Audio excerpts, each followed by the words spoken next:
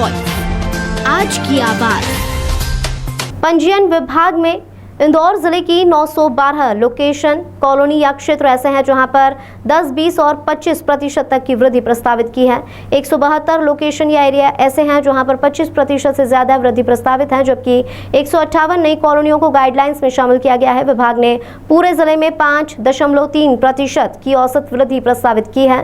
वर्ष 2023-2024 के लिए प्रस्तावित की गई गाइडलाइंस पर 18 मार्च तक शाम 6 बजे तक दावे आपत्ति आमंत्रित किए गए हैं। वित्तीय वर्ष 2023-24 के लिए संपत्ति की प्रस्तावित गाइडलाइंस के लिए जिला मूल्यांकन समिति की पहली बैठक हुई। बैठक में पंजीयक विभाग ने पिछले वर्ष जिले के अलग अलग क्षेत्रों में हुई रजिस्ट्री के मुताबिक गाइडलाइंस में वृद्धि प्रस्तावित की है।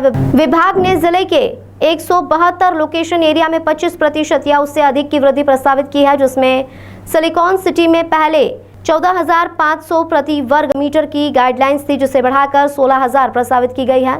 इसी तरह अनुराग नगर में 36,000 प्रति वर्ग मीटर से बढ़ाकर 45,000 वर्ग मीटर प्रस्तावित की गई है।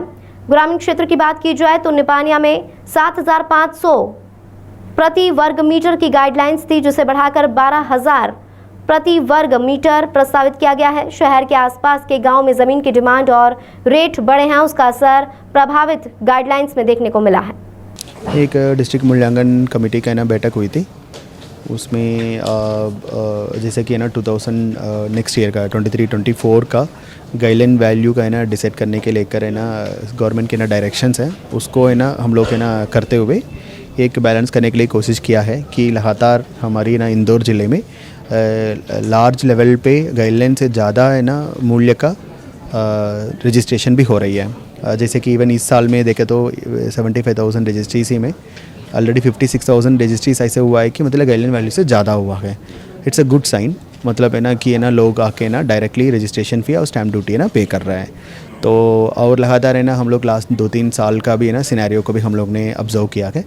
सो उसको ध्यान में रख रहा है। उसके साथ साथ हम लोग ये भी ध्यान में रख रहे हैं कि हमारी है ना मिडिल क्लास और नीचे का लोग हैं, मतलब उनको भी लैंड है ना खरीदने में है ना ज़्यादा है ना अमाउंट है ना खर्च ना करना पड़े। सो दोनों को है ना संतुलन और बैलेंस करते हुए इस बार की है ना हमारी टोटल अराउंड 158 नए लोकेशंस भी ऐड हुए हैं। टोटल है ना 5,000 की ना लोकेशंस के आसपास हो गया है। उसमें हम सिर्फ है ना आई थिंक अराउंड 3-4% ऐसे लोकेशंस हैं कहाँ है ना मतलब हम लोग है ना गाइडलाइन वैल्यू है ना बढ़ाने की बात कर रहे हैं। इसमें अभी तक है ना टोटल फुल एवरेज है ना 5.38% है ना एवरेज है ना एक गाइडलाइन वैल्यू है ना ज़्यादा बढ़ने का है ना संभावना है। कृषि क्षेत्र में ये 6.69% है और भूखंड के लिए ये ना 4.42% है।